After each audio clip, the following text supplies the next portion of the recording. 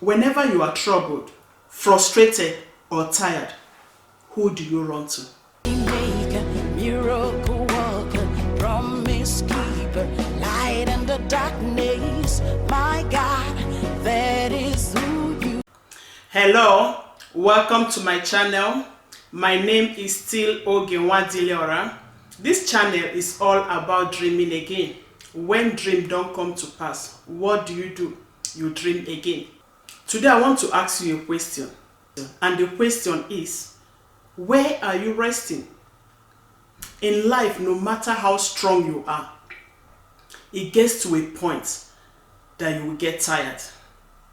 The pressure of life do get onto us sometimes.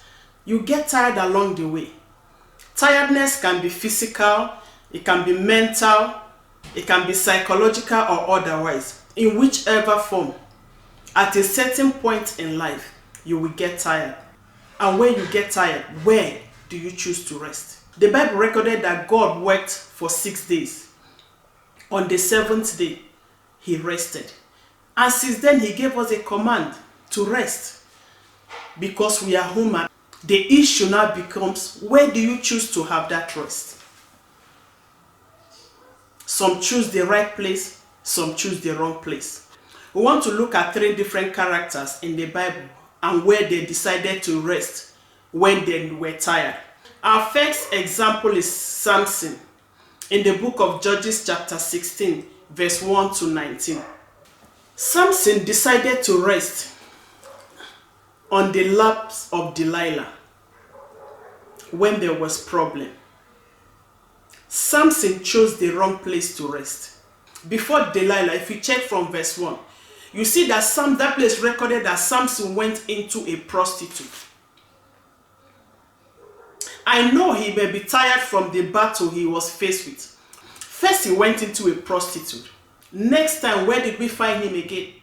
On the lap of Delilah. Not just that Samson was tired. Every human being, like I said before, gets tired. But the issue with Samson, he has a pattern of life of resting in the wrong place. Each time he's going into a prostitute. Now he went on to Delilah. And Delilah was playing all manner of gimmick with him. Yes, Samson didn't take notice that this woman is plotting to destroy me. Don't be so tired that you will choose to rest anyhow. In that place, the Bible says when the men came this time, after he had told Delilah the secret to his power, and when the men came, Samson thought like before, I will do it like I used to do it before, without knowing that the Spirit of God has left him. You might choose to rest in the wrong place. The first time you might escape, the second time you might escape, but one day it will catch up with you. Who are your friends? Whenever you are tired, who do you confide in? Who do you run to? It matters a lot. We saw Samson here. It's a good example. He rested in the wrong place, and at the end, it cost him his life. Another example is Jacob. Jacob is a man we know too well in the Bible. When Jacob was leaving his father's house to go to his uncle's house, Bible says he was tired. And what did he do? Bible says he picked a rock and laid his head on it to rest. And what happened when he rested in that situation? The Bible says now when he was sleeping, he had a revelation of heaven. Because of what? He chose to rest in the right place. We know that rock represents Jesus. Who are you resting on? What are you resting on? When you are tired, who do you run to? Jacob was tired. He put his head on that stone. He rested on Jesus. He rested on the word of God. And what happened? He got revelation of heaven. Which means even in his tiredness, God was still revealing himself to him. Because he chose the right place to rest. God knows that we will be tired. He expects us to be tired. He instructed us to take rest. But where are you resting? You're taking a time off, but where are you resting? Are you resting where you are getting godly counsel? Do you know that even in your tired state, God might still be speaking to you? The truth remains that sometimes it's even in the tired state that God is waiting for us. Because you know that now you're moving away from the noise of life. I will now decide to take a quiet place to rest. Sometimes God waits for us in that quiet place because that is when He wants to reveal Himself to you. He wants to speak to you. At times we are so busy that we are finding it difficult to hear God. Or we might be so busy that God is struggling to speak to us and we can't hear. But when we take time to rest in the right place, we begin to hear God. Bottle store or pub, I don't think it's an ideal place to rest. Hanging out with some ungodly friends, I don't think it's an ideal place to rest. Choose a place to rest where God will speak to you. He might be waiting for you in that your tired state, like He did to Jacob. Bible says heaven open. Jacob saw heaven open. He had revelation of heaven. And he said, wow, so God is in this place. And I didn't know it. Find a place to rest where God can speak to you. Take out a quiet time. Decide to go and meet with God. You are tired mentally, physically, or otherwise, or emotionally. Look for a place where God will encounter. Just take that time off for you and God. Decide to rest so that God will still speak to you. God will show you a way out of that trouble and you will enjoy your life. Our third example is Jesus. In the book of John chapter 4 from verse 6. Bible says He has sent His disciples to go and buy food when they were on that journey. And Bible recorded that He was tired from the journey.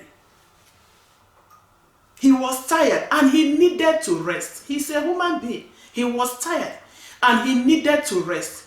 Where did Jesus rest? He rested by the well. That place where He sat down by the well. And because He sat down by that well, that was when He was able to meet with the Samaritan woman.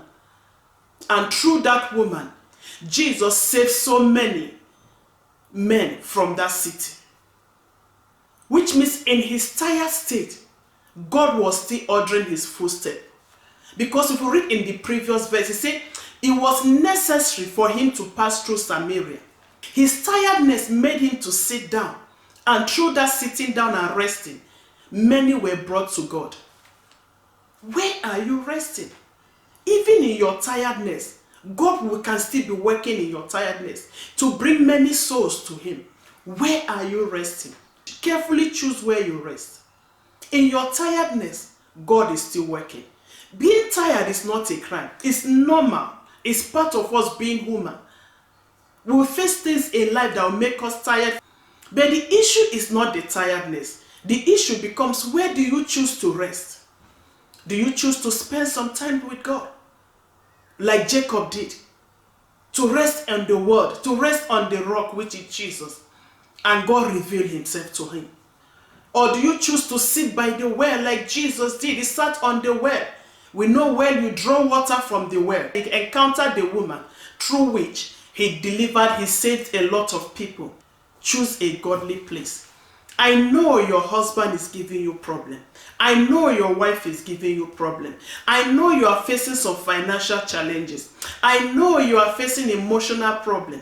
I know things are not working out the way you planned and you are frustrated. You are tired. Who do you run to? Do you run to ungodly friends? Because you are so lonely. Just like Samson. You see every sign that this person or these people are trying to destroy you. You have every sign that this place I am or this person I'm with is an ungodly place. And you are still there because you are tired. Your spouse offends you. You are passing through some marital challenges. Who do you choose to confide in? Who becomes your best friend? Maybe someone of the opposite sex. And you are seeing that this thing is leading to somewhere. But because you are so lonely, because you badly need rest, you are continuing in that relationship. The danger light is flashing. You are becoming emotionally attached. Yet you are still there because you feel you need rest. God doesn't sanction that kind of rest. Look for a godly place to rest. Flee every appearances of evil. Flee before it gets too late. God is not against your resting. Rest is necessary. God himself instructed us to rest. But where you choose to rest matters. It will either destroy you or connect you to God. Choose wisely. Choose a better place to rest. I believe you'll be blessed today. Until next time, bye.